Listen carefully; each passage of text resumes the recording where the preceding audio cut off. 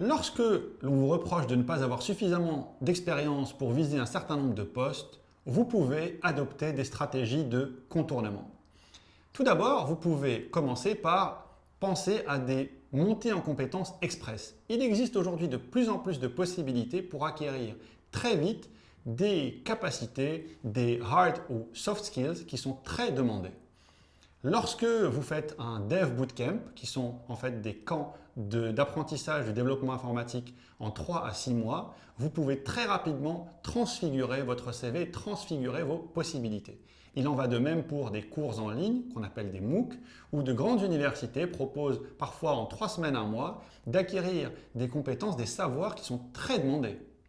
Ensuite, vous avez également, de nos jours, ce qu'on appelle des expériences intenses, des expériences immersives très intenses. Je pense au Startup Weekend, je pense au Hackathon, je pense par exemple à une manifestation à laquelle j'avais moi-même participé qui était l'Innovation Summer Camp, où pendant 2 à 3 jours, l'on brasse une très grande quantité d'informations et les recruteurs savent qu'à travers ce genre d'expérience, si l'on en a 2, 3, 4, on peut rapidement avoir des choses à proposer et on a développé en TGV des capacités qui seront très utiles une fois qu'on sera en poste. Le recruteur veut que le candidat qu'il a en face de lui soit opérationnel le plus rapidement possible. On peut, même quand on n'a pas d'expérience, lui prouver que ça sera possible. Enfin, on ne parlera jamais assez du réseautage.